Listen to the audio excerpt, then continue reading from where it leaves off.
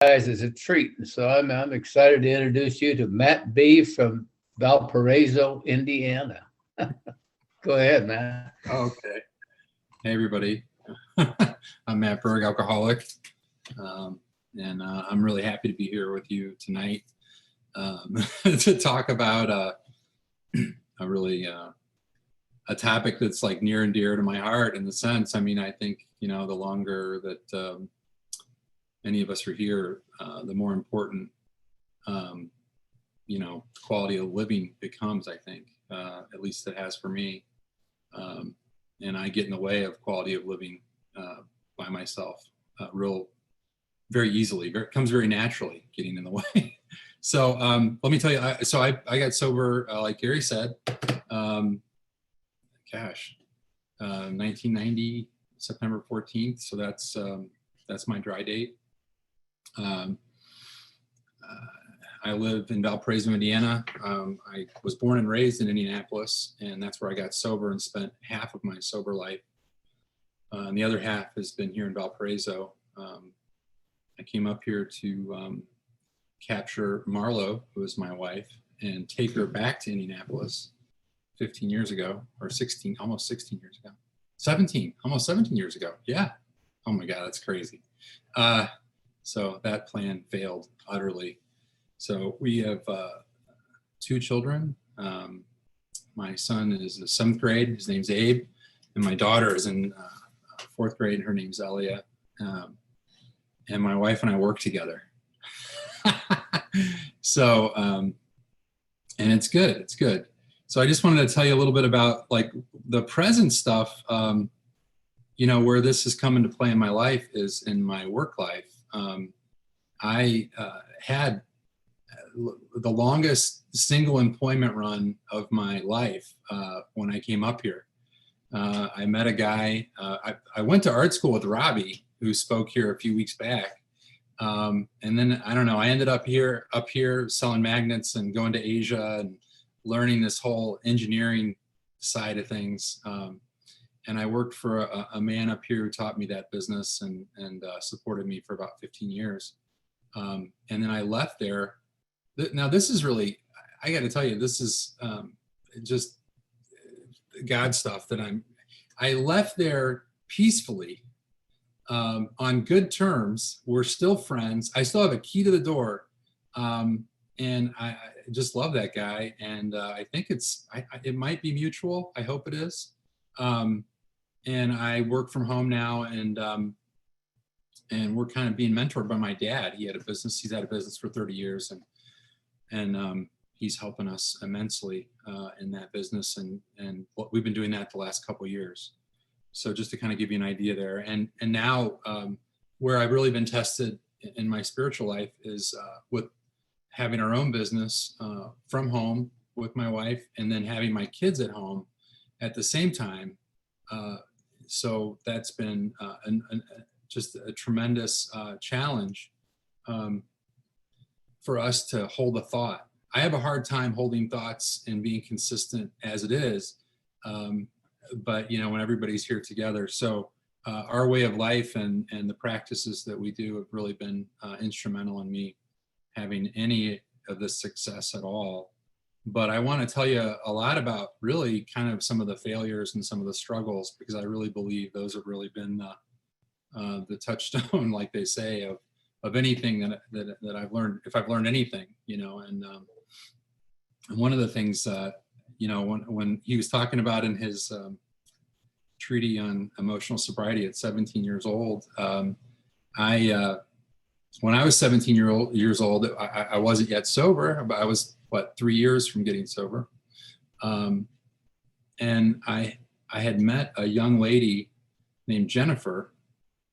And when Jennifer looked at me, she lit up in such a way that it scared me. And I looked around to see, was she looking at me? She just was, and she was really wonderful. She was really delightful. She really liked me, and I liked her. And at one point she came over to the house, and I had a sister. My sister is 10 years younger than me. And anytime I had guests to the house at that time, she was about 7 and I'm 17, and she didn't really appreciate that. Me having someone that I was giving my attention to, so she would kind of do what a 7-year-old would do. I mean, she would kind of get in the way of that. And I remember being really nasty to my sister. I'm sure I cussed at her. I'm sure I told her, I'm sure I said horrible things, and I acted horribly to get her away from Jennifer, away from me. And I saw the color drain out of Jennifer's face, and I saw her whole countenance change, and it extinguished whatever that was that she had when she looked at me. It changed it. And I didn't have any idea what that was about, other than, my sister was in the way, and I was trying to get her out of the way so I could get with Jennifer. And that's really what my objective was. And I didn't understand anything beyond that. And when Jennifer didn't want to have anything else to do with me because of that behavior and the way that I would treat my sister, who I did love, by the way. It wasn't like I didn't love her. It was very confusing.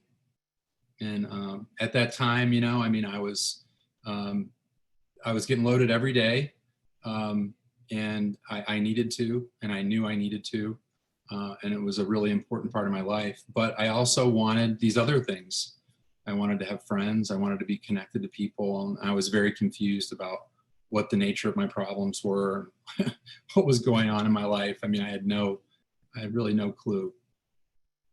So I get sober in AA as a result of having other friends get sober and tell me that it just seemed like I had a lot of signposts where I was really running into things. I had a lot of gifts given to me and a lot of opportunities, and I didn't seem to be able to make heads or tails of them. I had a hard time getting out of high school. And I don't know, I also seemed to have this thing where because of getting loaded became paramount to all other things in my life. There was a lot of baggage tied to that. I made choices that were based on doing that, and then at the expense of my sister, being harmed on one occasion by letting someone into my house that I shouldn't have, doing breaking and entering. Some guys asked me if I wanted to get loaded, and we skipped school. And when people had done that for me in the past, that meant they had something with which we could use to get loaded. These guys did not. So there was a whole procurement process, and it was, it just seemed like, I guess what I'm kind of getting at is, when I have these drives, these things that drive me, and I don't know, I guess I've been thinking about being driven. When it talks in our book about being driven by fear, 100 forms of fear and delusion and self-seeking. But I also just think about, like, when he talks about these demands, and when I'm driven, I'm making demands, and I don't even know it a lot of times until I look back. And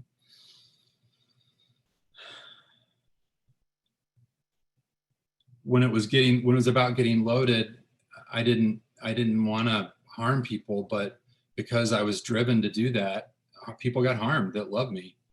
And then after I got sober, I had this phenomenal gift of sobriety. I met Gary. I met a lot of people that really helped me immensely. I went through the steps in a workshop, and I had a spiritual awakening. There's no question. I went from somebody that had a modicum. I just had a hard time reading, honestly. My mind was so mixed up. And then after I got sober and had the spiritual experience, I started to be able to think a little bit and read and track and get through school. And I was really phenomenal. And I think, and I was in my 20s, I was in my early 20s. And so, I read the stuff it told me about selfishness and self-seeking and the root of our problems, and, that I needed to work with others, and, all of these things. And I stayed connected to a home group, and I certainly did those things to an extent, but I veered off, and in a sense that, I started to pursue my own ambition above everything else, my own pleasure, my own happiness. And not understanding why this was going on. I really was confused about it, honestly. And what I was really confused about was when I would get everything I wanted, and it wasn't working out. And so, so at 26 years old, I married a woman, a nice woman. We had a love for art in common. She had a couple of daughters from her previous marriage, and this looked like a really good thing for everybody. And but what I didn't know is that, well, certainly was driven by my need for security and this desire to have family and connection. But then there was also, what I didn't know is that I just didn't have a lot of I had a lot of old ideas, I guess. I had a lot of things that I carried with me that I really didn't know I had until I was in that situation, and in hindsight, I could see it now. And, I just, I don't think I was intimate with you guys. I would talk about my fears and resentments with alcoholics. I would gladly, visit and be revealing with you guys. But when I went home, I had a really hard time sharing about that stuff that I did here. Like, it just seemed like they were almost separate. I had a hard time weaving it into my my life at home. I mean, I had a prayer and meditation practice, and I think what I learned in hindsight from inventories and things of that nature, and what I saw about my own behavior, is that I really didn't believe that I should share these things. I mean, I thought I was actually maybe doing, I thought I was doing the relationship a favor, and certainly I shouldn't share things that would be harmful. But I was withholding all kinds of things. I mean, I was withholding my fears. I was withholding the things that I struggled with. I wanted to present a good face. I wanted to be the stage character. I wanted to be a certain way, and I wasn't that way inside. And so I just really made a mess, I guess I would say. I just made a mess. And that marriage ended, and it didn't end the way I wanted it to. I mean, it was just, ugh. I think Gary got a phone call. I mean, she called all my mentors, to let them know, what, I don't know. I guess you're supposed to whip me in shape, Gary. And so what's really interesting about sharing this stuff too is like in front of Gary, is that like Gary was at the wedding. I mean, like Gary has been through, I feel like he's been a part of almost everything. But I'll tell you what I did. That was the most beneficial thing that anybody I work with, I would tell him. I mean, Mike would tell me to take notes, man, to do the inventory, to pay attention to what's happening. You don't have to continue to have this experience. I mean, I was a serial monogamer, I mean, I was just wanting something. I wanted a partnership. I wanted to feel connected. I wanted to be in a real deal, a real relationship. And I was so clueless about how to do that. And, that whole idea of being driven, which means I'm not doing the driving, right? So it's whatever my instinctual drive is. So in my first marriage, it was definitely my security. It was definitely my ambition to be successful in the world. All these things that Bill talks about. And Bill is absolutely, gosh, I mean, my experience lays right up against this, is that, at that time I was trying to have an art career, and do some things. And I did do a few things, and I did have some success in that respect, but I wasn't very comfortable in my skin about it. I didn't feel secure. It was like I was on shaky ground. I didn't have a good foundation. And I guess, when I look back, I think, that the marriage ending and the difficulty that I struggled through, and that I didn't have to drink. I came back to inventory. I came back into looking at things. I came to see the value of traditions and the absence of me living by any of them in my house. Like unity wasn't an idea I really had when it came to relationship. I just felt like, if I share these things, I'll be vulnerable. And if I'm vulnerable as a man, especially since I'm outnumbered in that first, my wife and two stepdaughters, and it was me and the dog. And I just had all these ideas, and these ideas were just really not very useful.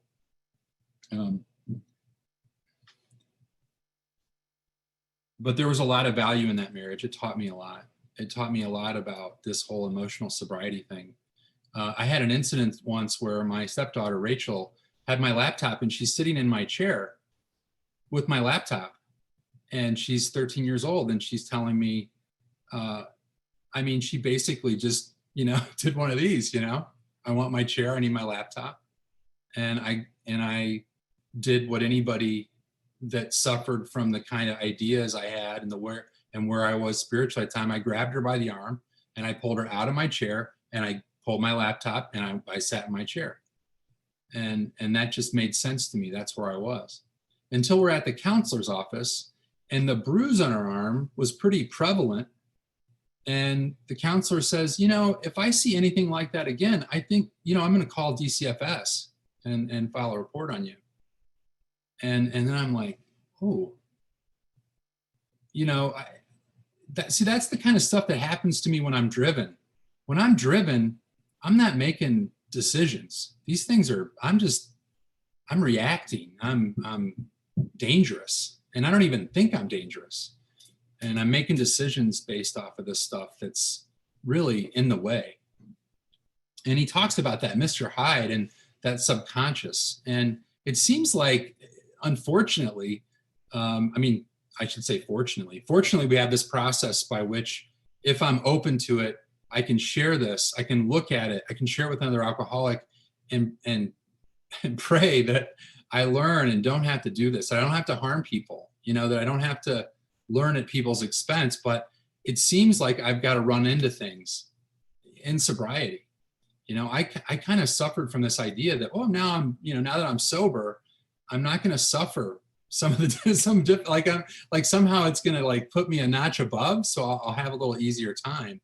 But I feel like the things that I've been able to learn as a result of AA and the process of the steps, and having a prayer and meditation practice, and having really valuable people that I love, that I know if I call them, they're going to tell me the truth and help me.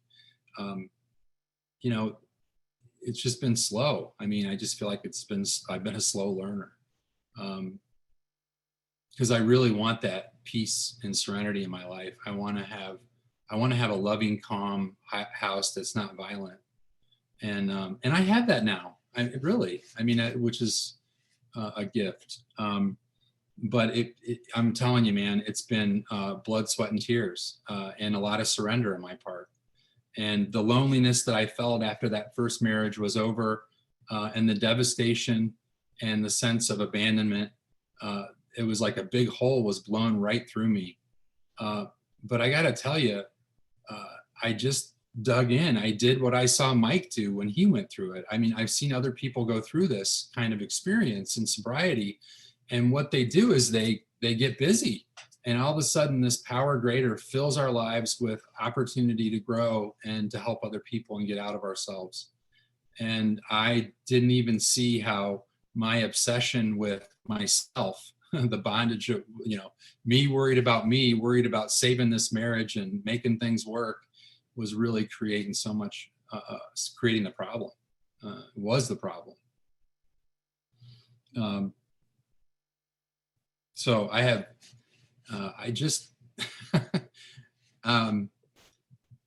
anyways, God willing, I just finished paying a financial amends to her, and it's been a long time coming, and I'm just grateful for that. And I had total support of my wife, Marlo. Initially, when I proposed the idea, when she was in her third trimester sitting at Champs, she wasn't really thrilled about the idea. But I got coached in such a way, and I was helped through that process. And that's the phenomenal thing, I think, that we do for each other. So I'll talk a little bit about something that happened with my dad that's pretty special, because when I came in here, I was really resentful of my dad. I would just say that he was a necessary evil that I had created. I mean, certainly he had some challenges when he was young. He drank alcoholically when he was young. My parents had me when they were 20 and 21 respectively. They dropped out of college to have a baby and get married. And they were, thank God they did. I'm grateful I'm here. But they had a hard time, they had a hard go of it. They had a very different trajectory, and my mom was lonely and not just with me a lot when she was young and overwhelmed. And my dad was overwhelmed, and he was trying to make money and start a business and drinking and being a young college guy. You know, he was just not real pleasant. He was in the reservists, and I struggled as a kid. I'd say I was pretty maladjusted as a kid. And, you know, I was definitely sensitive, overreactive. I had a really incredibly hard for me to be still and listen. I had all kinds of behavior problems, and I was in the principal's office a lot. And I heard the word, I heard a lot of potential talk when I was young, had a lot of potential.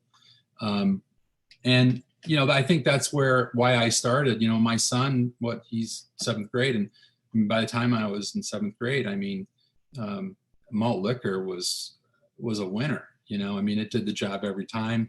And anything else we could kind of get our hands on. And fortunately for me, there was a lot of things we could get our hands on.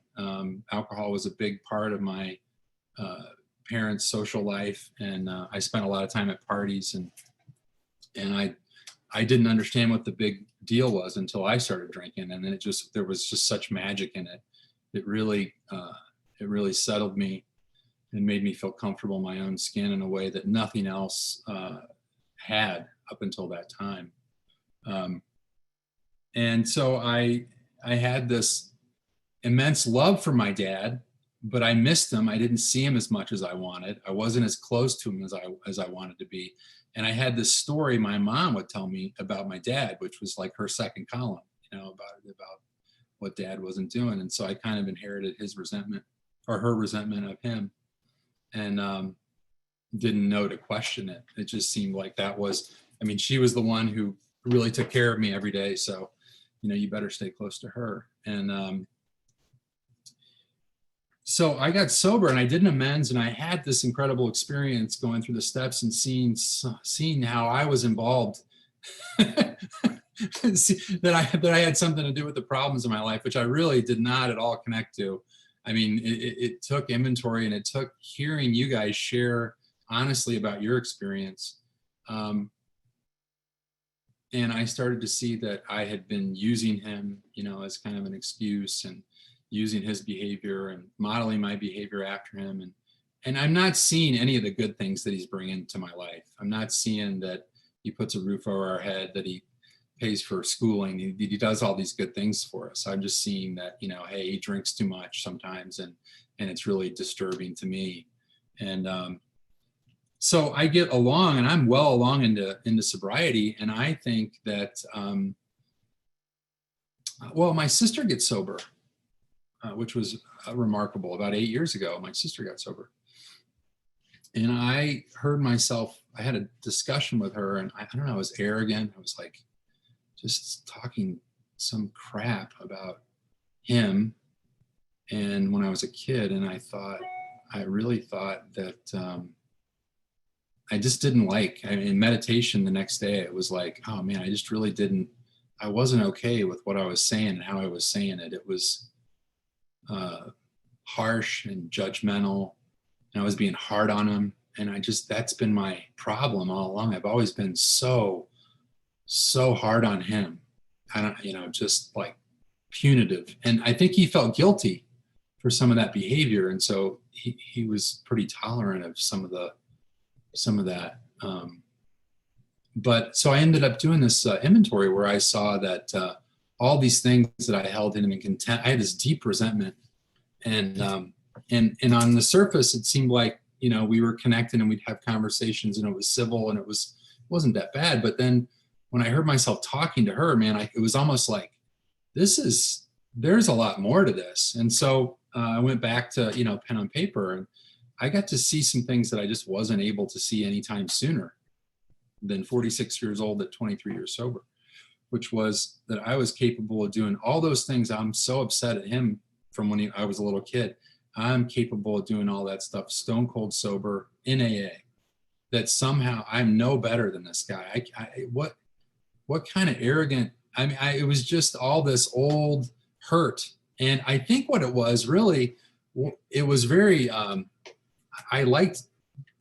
was like my ace in the hole, that if I had, I had a reason and I really needed it. And I guess I wasn't ready to see it or let go of it until that time. I kind of gave myself a hard time. How is it that I can be this far along? And, but now I'm kind of in a place where it just kind of happened. It was God's timing, and it was perfect. And I got to see the truth. And then I got to sit down with my dad, and I got to tell him, gosh, have I ever thanked you? And then I came up with this list of what would not be in my life if he was not in my life. And it was a long list of relationships, people, and experiences and opportunities that I would not have had. And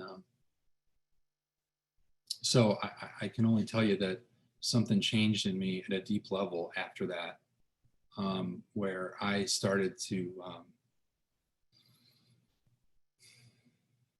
be closer to people, men, especially men that were in power position. It seemed like that was like one of those, what someone calls it, this key log resentment. Somebody said that. I love that. Like when they're logging rivers, and there's a log that gets sideways and blocks all the other logs from going down the river. And I didn't see that, but this thing with my dad was one of those things, and it really caused me a lot of problems. So, when I went to school, my dad resentment went to the professors, it just seemed like, and then when I was after school, it went from professors to management, it was just always this issue with any kind of power or authority over me. My mom died in 2012 of melanoma. She was quite a wonderful soul, gentle soul. And she might have survived melanoma if she wasn't so chronically alcoholic. So it's really interesting because my dad has become a heavy drinker, and my mom. So when the Al-Anons talk and share here, and we talk about emotional sobriety and the shared connection that we have in our two programs, like what I heard last week, I can really identify with that. And these things with, AA and Al-Anon and my mom, there was a lot of opportunity for me in taking advantages of Al-Anon when she was going through her alcoholism.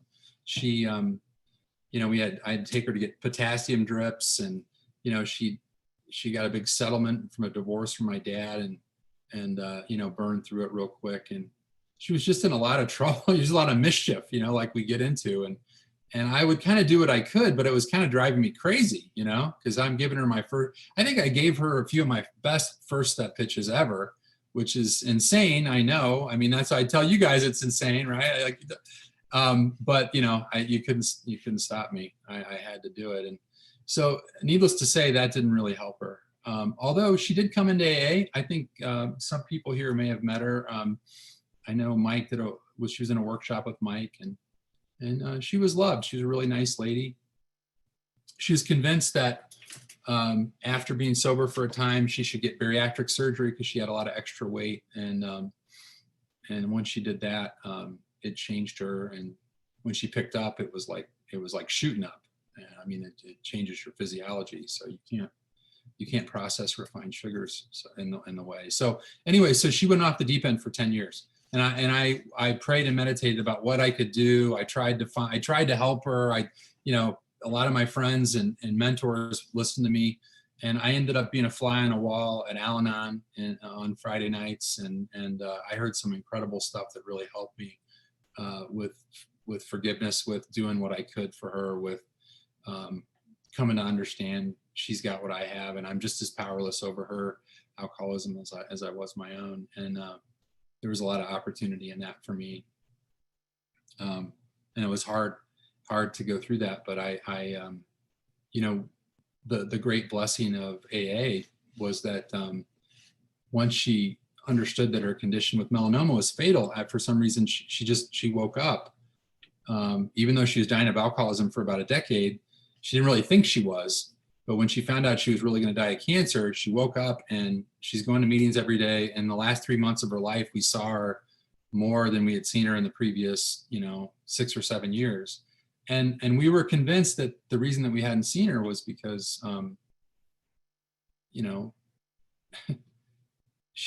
something had changed in her. She didn't want to see us, that's really what we thought. And really what it was is that she was just ashamed. She was ashamed. She was embarrassed. She didn't want to be reminded. And so I would call her on Sundays, and I put the kids on speaker, and I do a call every Sunday, and she'd always be waking up at 10:30 or 11, and from a nap or not feeling well or the flu. It didn't matter, but I'd call, and so there were things that you guys taught me to do to try and stay connected, to try and have a relationship, to try and let her know we're here, that we do love her. And I'm glad I did those things. And it was time to say goodbye, when it was time to be with her. Towards the end, my sister had also gotten sober and done a really powerful amends with my mom. And so there was a lot of light and love in the room, just as there is, in a meeting like this. I just can't, it's hard to put into words what that, and it was so, it just changed everything so drastically for a while. And it was hard for me to process. I don't process well in the moment. It takes me time, and I do it through time with help from you guys. I don't know. I don't want to hurt people today. I really don't. I guess one of the things that this emotional sobriety journey has shown me is that if I don't have this practice, this spiritual way of life in place, that's what I do. It doesn't, it's not a choice. It's what I'm driven to do. I have a good friend that's in the other fellowship, and I got a call today, and this guy's a nice guy. He's probably one of the nicest guys. You'd probably think, God, what's wrong? That guy's so nice. And he may get let go of because he let up on a spiritual condition and had an incident at work, and I don't know, and that's is just self-will, and we're both talking, and I'm just totally relating, identifying with this guy that, yeah, if I let up on this stuff, I mean, I know what I get spiritually sick. I get convinced that you're the problem, and I've got to change. I got to change you. I got to come at you. I got to try and change the circumstances. And you guys always, I think the power here is restraint. Is no, no, fighting is not going to cut it. It's not going to get you what you want. At least it never has. I don't know. And if I've learned that at all, I've learned it from the people I've watched here, and from the counsel that I get from the people that I love and that have helped me so much. I had today, I don't know, man, I want to give a good talk. I don't know. I'm trying not to get in the way of all this, can make a deal out of this. And hopefully God says something through me. But today I had a gift. I had just a phenomenal gift. I got around some folks I've been working with, and just a lot of calls today. And some people are really having a hard time, but they're using the connection that we have to a higher power and to each other to kind of work through this stuff. And that's what you guys have taught me. That's what I've seen. And I've watched, my good friend Mark here go through some stuff recently. And it's really a testament to what can happen. I mean, I've done some really foolish, stupid stuff. I've been driven, with my conduct and sobriety prior to my marriages. I think I leaned into my first marriage because I was just like, you know what? I'm sick of I'm sick of myself. I'm just gonna lock this in and see if I can go that way with it. And it's really hard to be still and to be directed by this power greater, and not play that power. And I couldn't even see that that's what I was doing, that I was playing God, and that I was driven by this stuff. It's so easy for me to see it in you. But I guess that's what it means to be driven. I'm the last to know. If someone else is doing the driving and they're not telling me where they're going, I'm the last to know. How I end up knowing I'm driven by some force that's not a higher power is I run into stuff. I have problems and people aren't doing it right. I mean, how is it that I could have in that first marriage everything that I wanted, I hit all the lists, and be curling up in a ball on New Year's Eve crying, wondering, should I drink or blow my brains out? What's that about?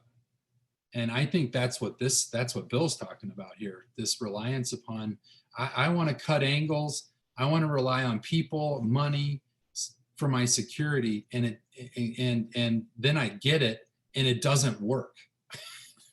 What kind of deal is that? It's like when alcohol stopped working. I mean, it was a real disappointment,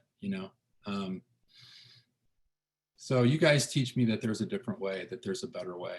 And I'm so grateful for that. And I'm so grateful that I have faces I'm looking at that are trying to listen and make sense of whatever the hell's coming out of my mouth.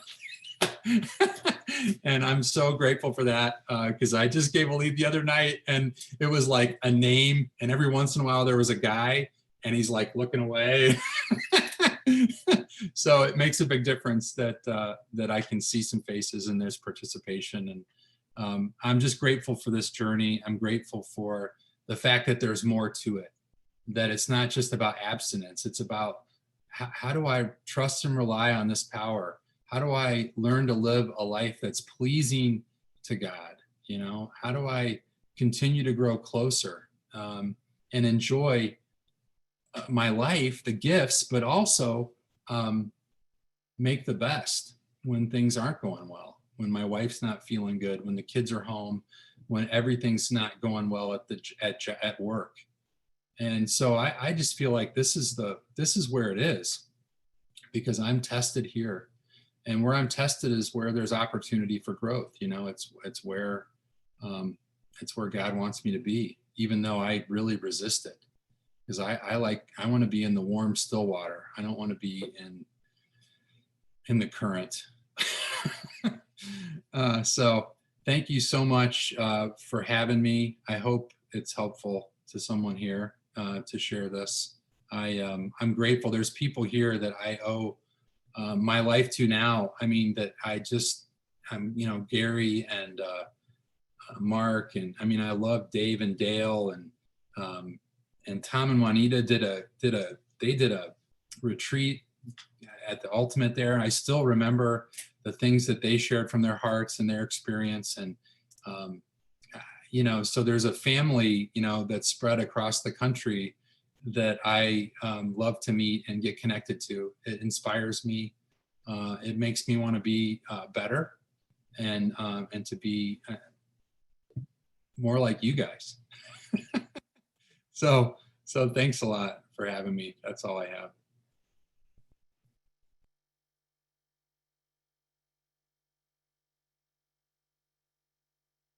Thank you so much for that, Matthew.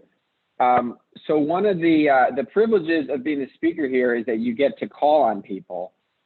So we'll eventually switch to raise hands, but for now, if you have a few folks that you would like to hear from, you are welcome to look at your screen and pick out some people to share.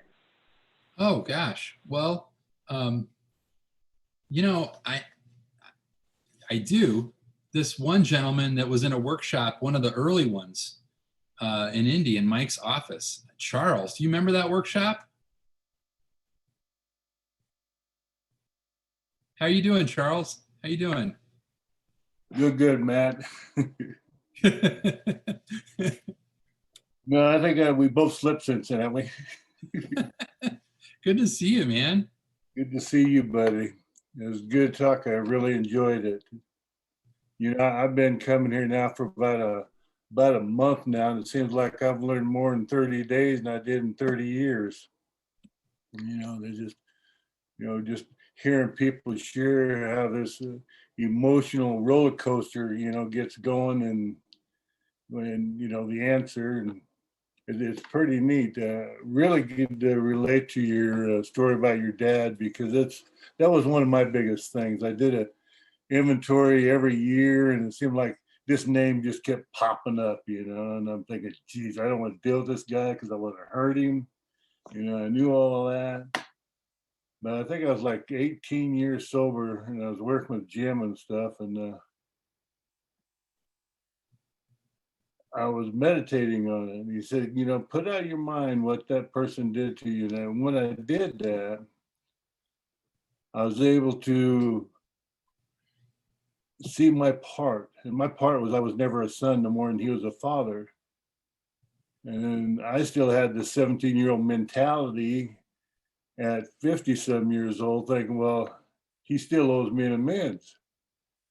And when I realized that I'm the one that, that owed him an amends for not being a son, I was able to do that. But and dealing with this stuff nowadays, and hearing all these good stories and stuff, and I wrote this. I think Mickey said it when he spoke over here. He said, believing the process that leads to progress.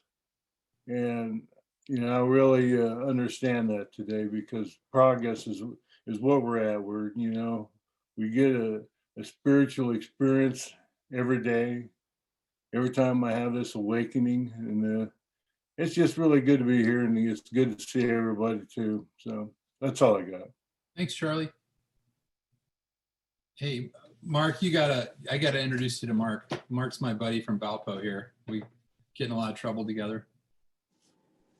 That's all your fault. My name's Mark. I'm alcoholic. You cause it. It's Thanks, Berg. I'm fortunate enough to hear you quite often, and I'm grateful. I'm forever grateful for it. And so I was all set to come here and support you. And I heard that this is a wonderful meeting and all that good stuff. And it's a funny thing. I'm very good at behaving. I can get emotional sobriety for an hour and 15 minutes like you never saw. I mean, I'll behave well, smile, laugh at the good jokes, look good, got my hair good, then the meeting's over, not so high. So anyway, I get a call right before, and I'm all set to do this, and I'm going to see some people that I haven't seen, and I'm excited. And I get a call from somebody. It's a 10-step call, right? And he's testing me. I got a 10-step call. Can you talk to me? And I'm going, will you leave me alone? I'm trying to get some spiritual. What are you interfering with? What's wrong with you?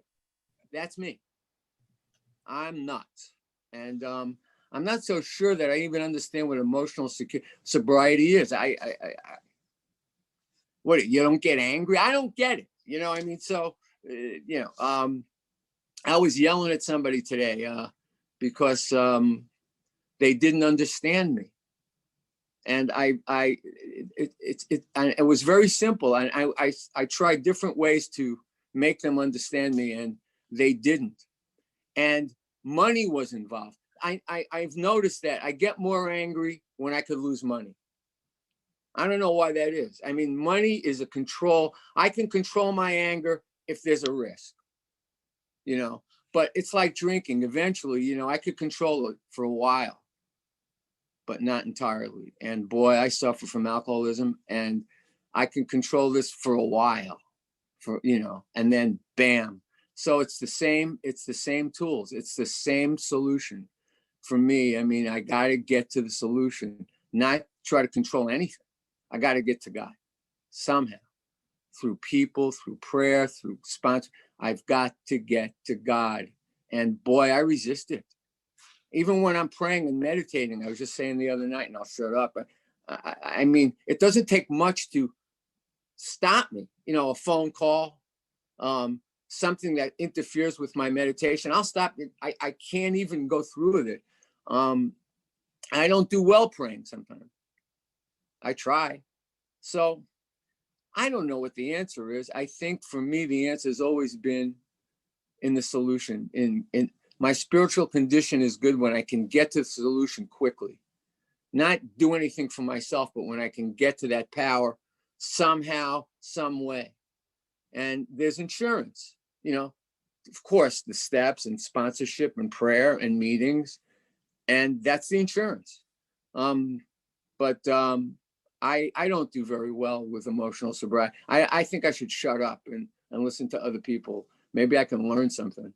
That's it. But thanks for inviting me. This is wonderful. I really appreciate it. Thank you.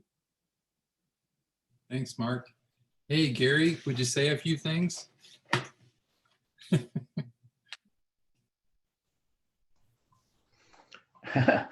I'm not sure there's much left to say.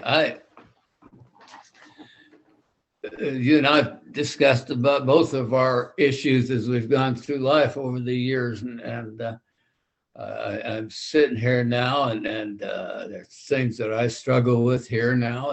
That I'm a little tired of just the two of us sitting home and not seeing the family, and that, and sometimes sometimes my mouth moves before my brain kicks in, and I'm apologizing to Julie, and it's you know, it's still part of the deal. And I'm really grateful for a lot of things right now. One of them is meetings like this, and particularly this meeting. And like we were talking earlier, hearing from an old friend that I hadn't talked to in years to call me and tell me he's 35 years sober, and that. So emotional sobriety. When they first called me on this a number of weeks ago, and I thought, hell, there's nothing to talk about, because I don't know that I am emotionally sober, and sometimes I am. And it's not because I go into fits of rage or things like that, but sometimes I get confused because I don't believe I'm paying attention. And I think probably that's because a lot of times I'm not. But Matt, it was great hearing you, and heard some of it before over the years, and that was great. So glad to be here, and I'm grateful for this meeting. I love this meeting. I don't miss it, and most of the time I can keep my mouth shut. So I'm done now. Thanks, Gary. Hey, Dave. Hey, thank you, Matt, for your talk. What a treasure it was to get to hear you tonight. And yeah, you're one of those people that always just remind me of that. I'm drawn to people that have this enthusiasm for sobriety and for life. And I haven't seen you in years, but you still have that bright light shining, where that's an enthusiasm and a transparency, I think. And that's, to me, that's a big part of what emotional sobriety, I think, is about. Because I don't know, I got a long way to go. I related to the idea of being a slow learner, because I feel like, yeah. And I can relate with the stuff with your father, and I can remember being like 10 years sober and being like, oh man, I'm probably not the son he wanted to, he dreamed about having, I had to turn the table on some of those resentments and look at really my side, my part, and that. So what a great journey this is. And, letting go of those things that you talked about, those dependencies on ambition or other people and money. And I mean, I could relate to it on just a lot of different levels. So thank you so much for that. And I'm glad things are going well for you and your family. And I'm glad I made it to this meeting. Just like real quick, I was supposed to be in another meeting at like 7:30, but I got tied up with a guy I'm sponsoring was moving into Progress House. And so we were having this long discussion, and like I missed that meeting, and I was calling those guys, hey, sorry, I was tied up. And they're like, yeah, this is cool. And then Dale texts me like, hey, Matt Burke's speaking tonight on emotional sobriety. And I was like, oh, I'll just log on now. And there you are. So what a great pleasure. And, I love Alcoholics Anonymous and Zoom meetings, and I can't wait till we're all in person again. But what a joy it is to see you and Gary and a lot of other people out there. So I'll shut up now. Thanks. Hey, thanks, Dave. Hey, Mr. Ewell from Nashville, would you care to say a few words? Matt, thanks so much. My name's Tom. I'm an alcoholic, and I usually put Santa Fe and Nashville, but we're in Nashville for a little while, so I just figured. Great to hear you, man. I heard you loud and clear. I heard everything you had to say. Everybody's talked about it, but there's something about this meeting. The honesty level and the sincerity is deep in this meeting. And I think that's why so many people tune in. That's why I do, every week. But man, I heard you loud and clear. The thing with all of this, and Bill talking about dependencies and all that. And I should say, last time we spoke, I was trying to figure out the year that it was, but I remember you and I were sitting around a bonfire. I was smoking a cigar. You might have been too.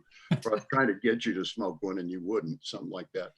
And I was trying to date that, and all I could think of was Linda Risley was still alive, and so was Jim Shackelford. I don't know what year that was that we did that, but that's the last time I really spoke with you. But it was so great to hear you. Anyway, the thing with the dependencies and all that, and I think I say this every week, is that anything that I place before God or that I desire before God is going to mess me up somehow or another. And it's just that simple. And it's, I have these guys that I sponsor, and they call me with their problems, and, it'll be money, let's say, and I go, well, have you ever had a bunch of money? And they go, well, yeah, I have. I said, well, did that make you happy? And they go, well, no, but it might this time. It's like, or, I don't have enough sex. Have you ever had a lot of sex? Well, yeah, I have. Well, did it truly fill you up and make you happy? Well, no, but it could. There's the possibility. It's just crazy. It's just, there's never enough. There's a guy in Nashville, Scott L., that says this thing. I'm sure he stole it from somebody else. We all steal everything we have. But he said, if it pisses you off when you don't get your way, don't have a way. It's just that simple.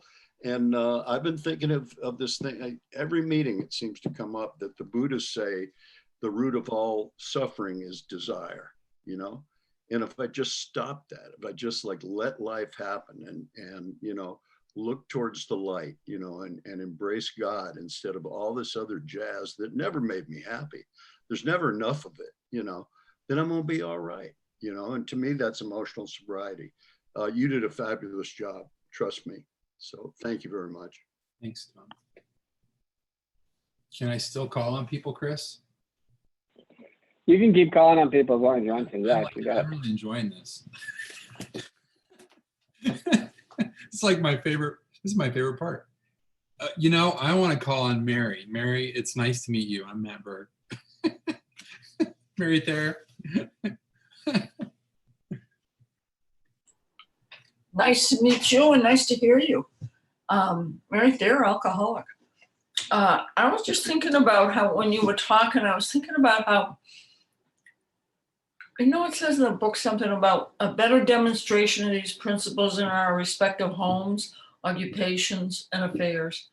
And how when you were telling your story, we went to, your home, your occupation, family affairs. Where are we with these principles? And it also reminded me of Chuck Chamberlain.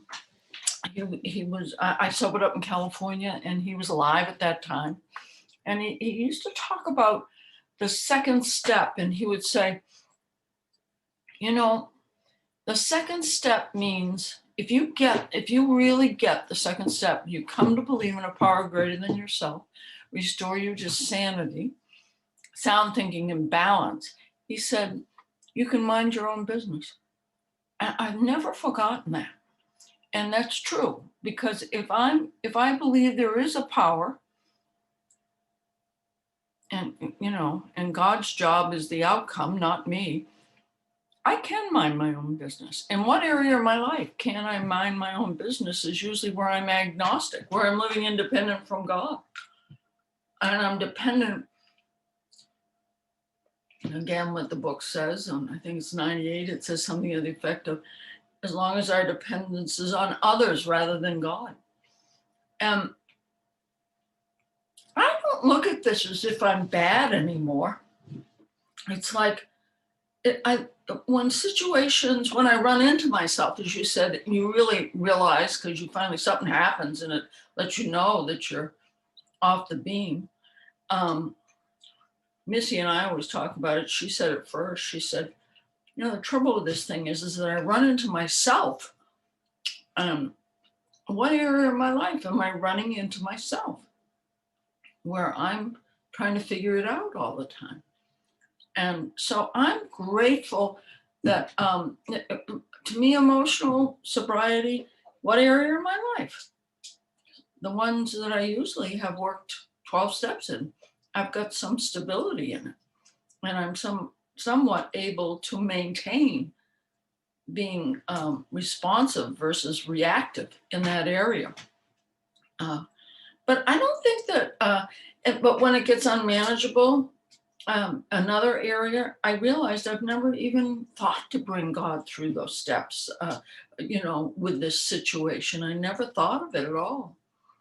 So I don't think I have to relate to Gary. It's not like I'm running around being crazy at everything, but there are areas of my life that I feel as though I've gotten a little like off the beam. I might be deluded about something. And when I finally awaken to it, I don't beat myself up with it anymore. I think it's a kinder thing. I think it's like, oh, I think I should take a look at that. That's interesting. So it's almost like I've gained an observer. When they told me I was going to search diligently within, and there's areas of my life where I feel as though I'm really connected, where there is a presence, and I am okay. There's other areas like, it's funny, like I'll give you an example. Yesterday, I was on the telephone with this, I wanted to be on the phone with this meeting with somebody. All of a sudden, we got some kind of a tornado alert. I mean, those things come across the phone and it goes, wing. So I said to the person on the phone, I said, God, we are going to have a tornado, I think. At least it's saying. I said, maybe I'll put my hurricane shutters down. What good is that going to do in this place? I mean, 30 feet. I mean, I'd have been blown out to sea, I guess. And, and so I continued talking to this person. And the phone, my daughter keeps trying to call in, and I keep hitting that button that says, can I call you later? She finally wrote, no, call me now. So I got off the phone and I called the person. I said, I'll call you back. And I called my daughter and she goes, there's a tornado. She's a wreck. And I said, yeah, I got the alert. She said, well, Mother, it's going to be right on you. It's coming over. She was hysterical. And I said, yeah, well, I put the hurricane shutters down. She said, what good's that going to? I said, I have no idea. I said, what do you want me to do? Hide in the closet? I had no idea what, and finally she said, Mother, this is me. who doesn't care about the weather. I'm concerned. I said, well, that's good, sweetie. I said, isn't it good that I bought that cremation package in case I'm gone? It's perfectly all right. I just this week bought that. She didn't think that was funny. I did. I thought it was a good line. So anyways, I was very blessed yesterday. It was about 4 miles from me. That thing just went. The hurricane shutters were down, so I guess I didn't see it go across the bay. But I guess I'm supposed to be here for another day. But in that area, I think I had a little emotional sobriety. I was not a wreck. She was, though. But that was kind of kind in a way. It's nice she not likes me. But other areas, you know, I could react a little bit and maybe need something, but I truly believe it has to do with today and what I've done today to get spiritually fit. Because if I don't work on that area, or somehow asking God to direct what I'm doing, then I think I'm in charge and I start playing God. And usually at night when I go to bed, I basically will say, please forgive me, God, I was trying to do your job again. And what corrective measures can I take? So I don't think it's an event. I think it's a process. I think I'm a seasoned beginner. Don't listen to what I said to you tonight, because tomorrow I might have another thought. But it was great to hear you, Matt. Thank you. Thanks, Mary. That was wonderful. Good to hear from you. Oh, let's see here. This is so much fun. Dale. What's up, Dale? How are you, man?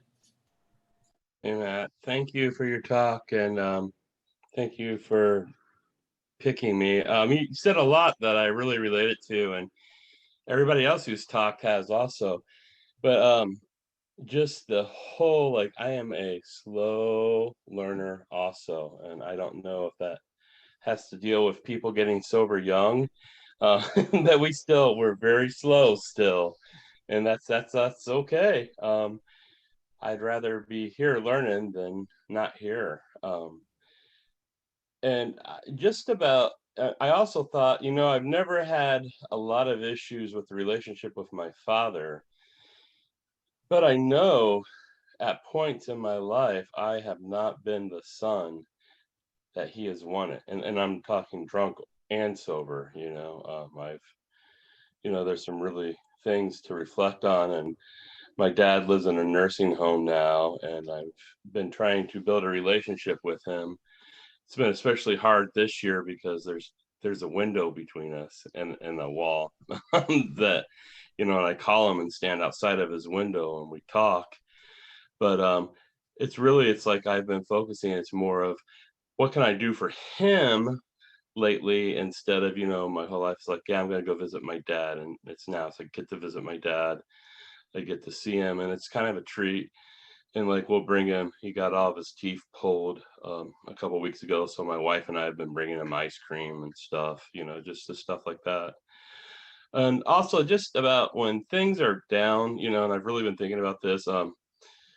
And it's like a lot of times I can't call people, and I've chosen not to sometimes, but to rely on God. And that's something really different and new for me sometimes. But the most recent example I have was a self-imposed crisis.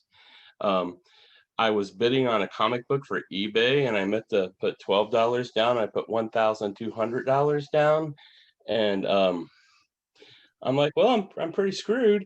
If I get outbid it here, if somebody really like does this, and it's like all I could do was help, like what was in front of me. I said a prayer. I had a student that needed help. This kid has a lot of problems, and it's like all I can do is help this guy, and I'll deal with that when that happens. So I'm going to trust that God will take care of whatever it needs to be. And I mean, and I think this is a pretty small problem compared to a lot of my friends' problems that they have right now. And everything was fine. I ended up spending like $13. But the thing is when I was helping this kid that I tutor, I didn't think about it once, and I was really happy about just that I was out of myself. And I think that that helps me more than anything right now, and just looking at myself, but trusting that God will take care of me no matter what the situation is, no matter how bad things have been in my life. I just have to do that. And I've been thinking about, like, well, do I really need to call, like, my sponsor's here, and do I really need to call him? Like, hey, I'm gonna do this, and I need your permission, and I don't know why. And I think that's like sometimes the emotional sobriety. It's like, if I tell this person the truth, they're not gonna like me. And I'm like really getting around all that right now. And I'm just really glad I'm glad I found this meeting also. And I'm just like getting there right now, but I think it's like the longer you stay sober, I used to hear guys say the less you know, and that's true. Thanks, Matt. It's really good to see you, and I can't wait till we all get together again in person. Thank you. Hey, thank you, Dale. Good to hear from you, man. Dawn from Richmond. I'm Dawn. I'm alcoholic. I thought I was going to get out of talking tonight because Sam wasn't here, because he wasn't going to call on me. I loved what you said. I loved everything you said. And the thing that I was reminded of through everybody sharing was my experience, and I've tried pretty successfully, but not always. Just, you know, stay where I'm at instead of in the future, because when I get in the future, I get anxiety, and I don't like it. It's always anxious in the future.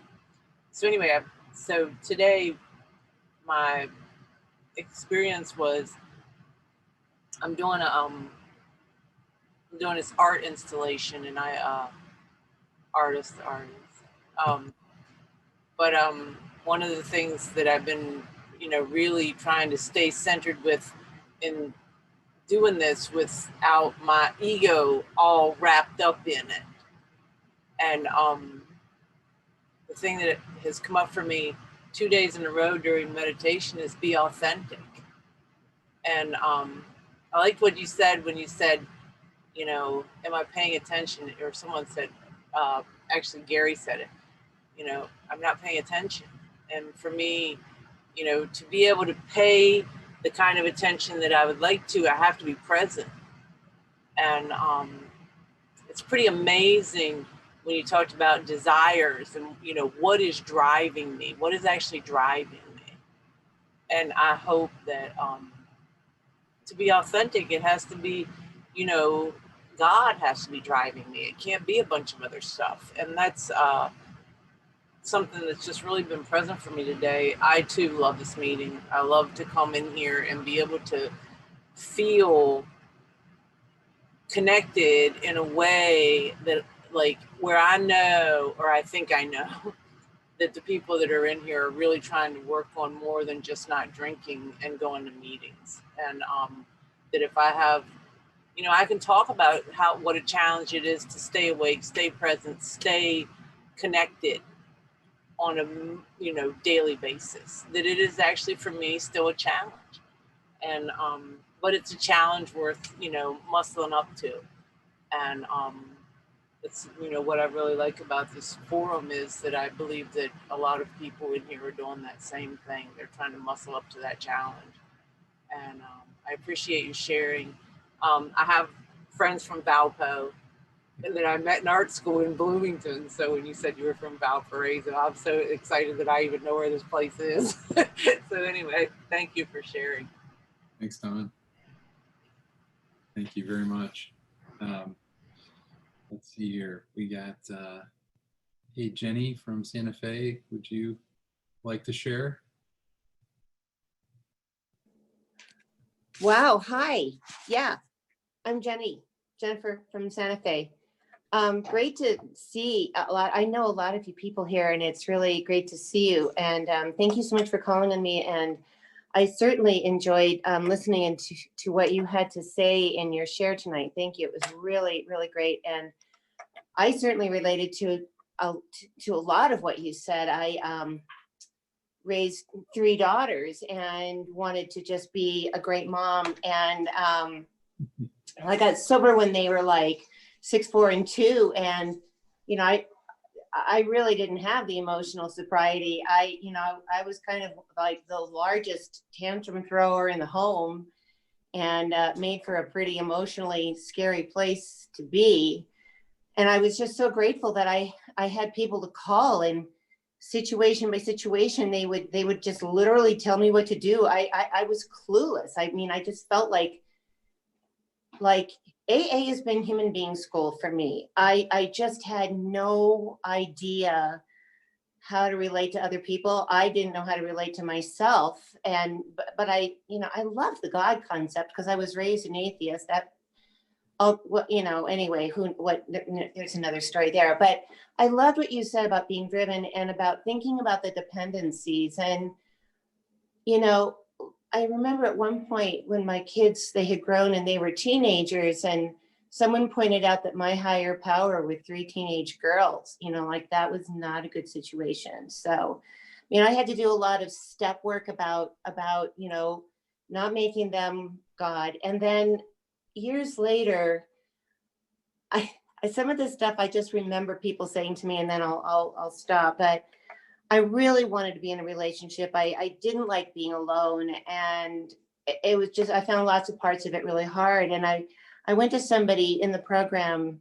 and I asked, you know, like, I was just complaining about my situation all the time. I just hate being single. And I just always was complaining about it. And she said, you know, when I was in a situation like that, I found a really good prayer, and it was like, God, give me the power to be single. Isn't that just awesome? So I really started praying that on a regular basis. And, you know, this idea about not trying to control my circumstances and just trusting that I was going to be okay. I had a lot of insecurities around being single, and everything has worked out. Today, I know we're in COVID. I'm really actually having a great time. I'm enjoying, I love the Zoom meetings. I love being able to Zoom into this meeting. There's a lot of things I'm enjoying about our circumstances. I'm very fortunate. And so I'll close with that. Just wonderful, wonderful to Zoom in and see Mary and Tom and Juanita and Dawn and others that I know here, and to meet a lot of you who I haven't met yet. So thank you so much. Thanks, Jane. Oh, you gotta, I can keep going, huh? What's going on, Kat V from Philly? Why don't you got something to say, I can tell. Oh, hey, my name's Kat. I'm a real alcoholic. Okay. Matthew, thank you so much. I'm reeling from a meeting I came from right before here.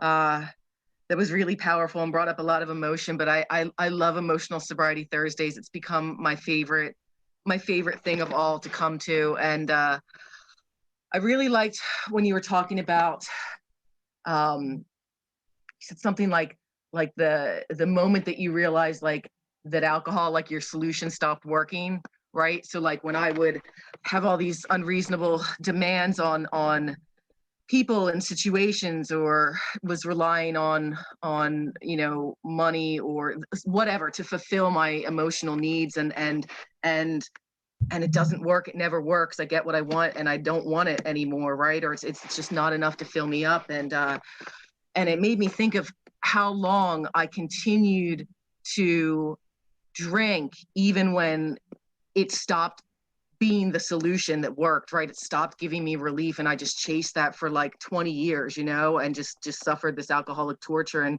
how easy it can be, you know, being physically sober and emotionally unsober, to do the same, you know, with people or with situations or with, you know, reputation or whatever it is that I think is going to fulfill me, and just knowing deep down that it's not, that I need to fill myself up with God's light and God's love, and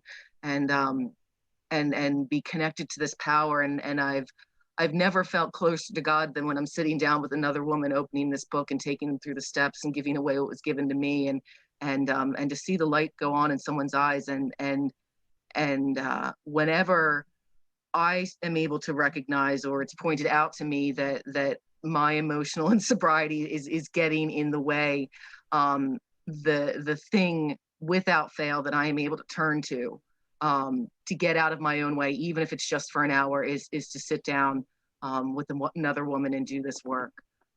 And I thank God for that. And I thank God for all of you. So thanks. Thanks, Kat. Chris, we got time for one more? Yeah, we can do a quick one. Yeah. Okay. Wendy or Chris from Oregon. How you doing? What? What? Out here. You go. It was really nice to hear you. And the thing that resonates is this idea of, I don't seek to feed the beast anymore. And on a good day, that's the best I can do. On my best day, I actually surrender a piece of it, and it changes and it's no longer available. You know, that dynamic change in outlook and thinking that's available when I'm willing. Unfortunately, my willingness is generally generated by pain and failure. You know, my successes don't seem to bring that about. So it is a process for me. It's not an event. And I'm required to actively participate in doing this deal to the best of my ability on a given day. You know, it really is nice to be a part of, even when we are apart from. So it was really nice to hear you tonight. It's good to see all of you. I love this Thursday night deal. Thanks. Thank you.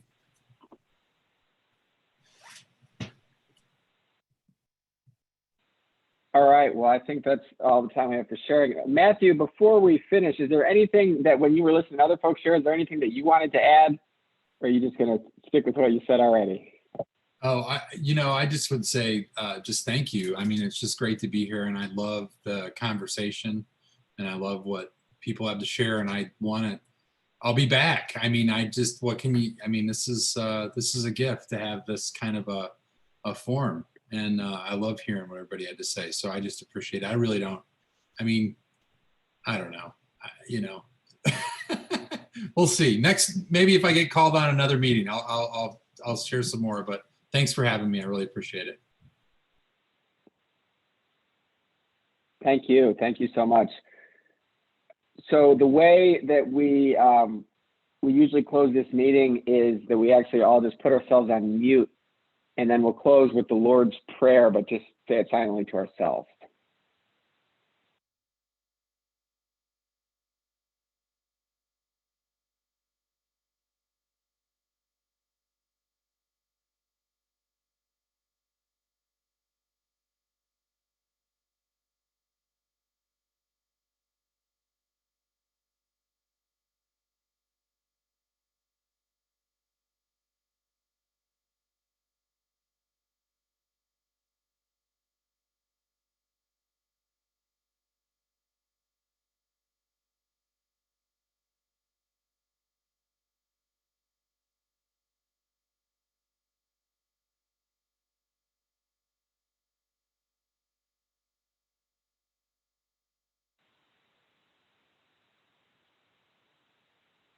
All right. Thank you again, Matthew. And thanks to everyone else who shared.